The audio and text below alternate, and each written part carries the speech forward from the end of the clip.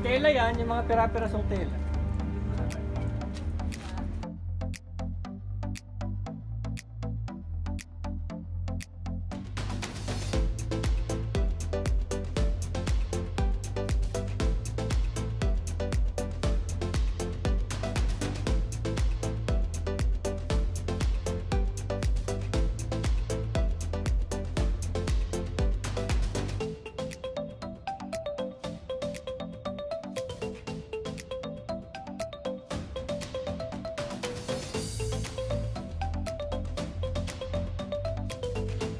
Hi.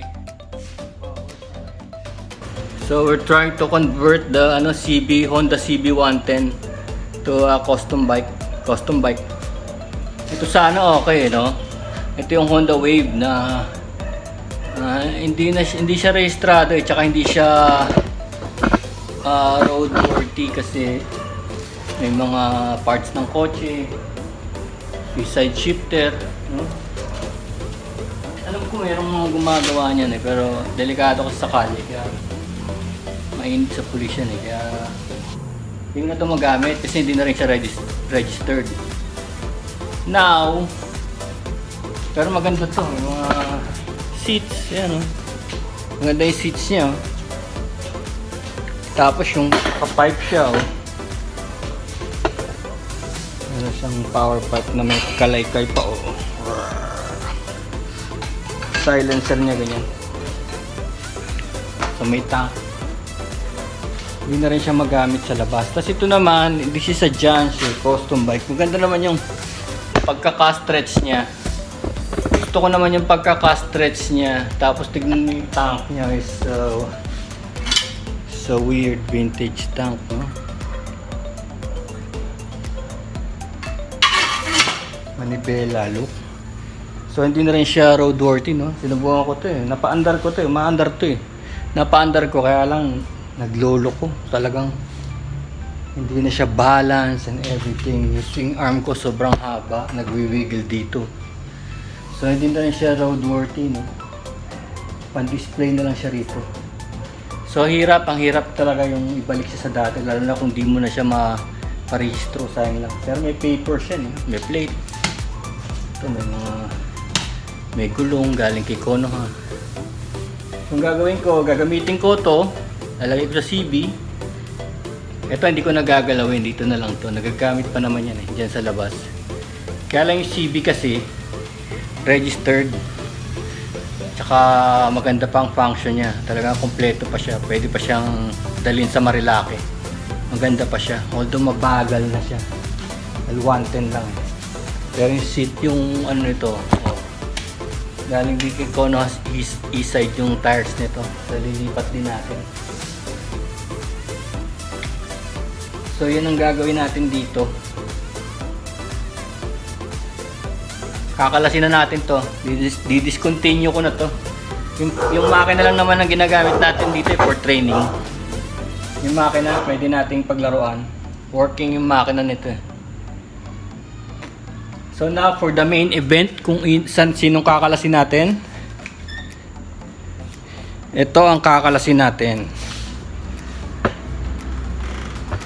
Yan. Itong CB. Maganda siyang paglaruan Unang-una, spare bike ko na to Spare bike. 110, sobrang bagal, no? Hindi na 80 na lang ang takbo. Tapos medyo outdated na yung forma niya, di ba? Outdated na. So maybe pwede natin gawing custom naked bike. Yun. Right now ang sira nito is yung preno sa likod, pud-pud na. And yung clutch lining, yung clutch hindi na nag-engage.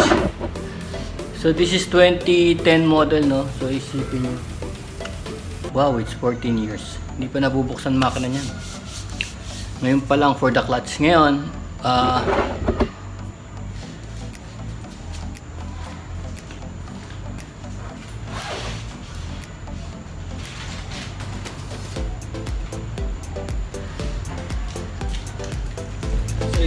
nabili kong pyesa. Clutch lining and yung brake shoe sa likod. So ito yung makapal pa. Tignan natin yung nakalagay na brake shoe dyan. Ta-time lapse ko na lang tapos papakita ko sa inyo. Papalitan natin to. Tsaka ito. Medyo outdated na lang kasi pero bagal na kasi, pero gusto ko itong bike na dating yung forma yan. Tsaka resale value nito wala na rin kung gusto nyo maglaro ng bike, custom bike. Pero mga 20k makakuha kayo ng ganito,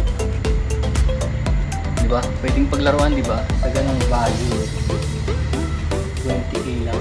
Then yung sprocket, kasi kung ayusin natin yung clutch nya, yung sprocketing nito pinalit ko ng pinalit eh. Number 40 na lang yung sprocket nito para malakas ang torque pang mountain. So babalik ko ulit sa original niyang 15. Yung Roxor 135 yun na yung ginagamit ko eh, pagbiyahe. Okay naman siya, wala namang problema, malakas.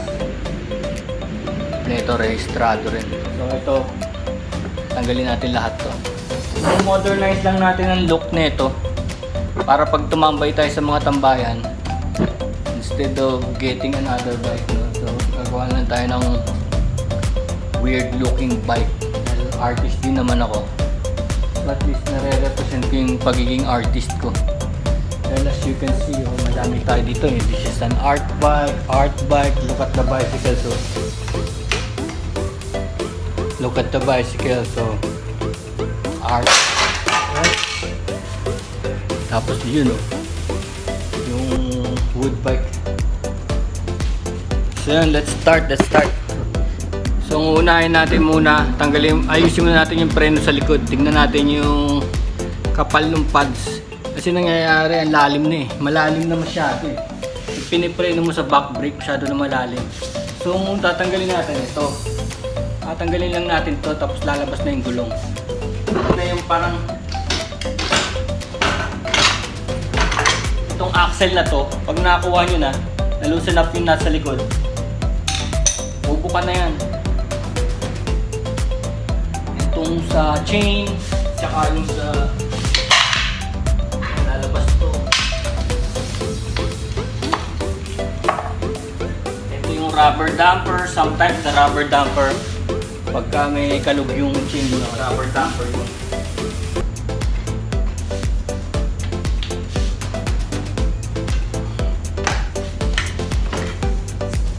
Pag drum brake dito na galing drum brake. Tignan natin yung pads. So these are now our pads. As you can see, kalahati na siya. I'll show you yung bago. See, nakita niyo ang diferensya. See, it's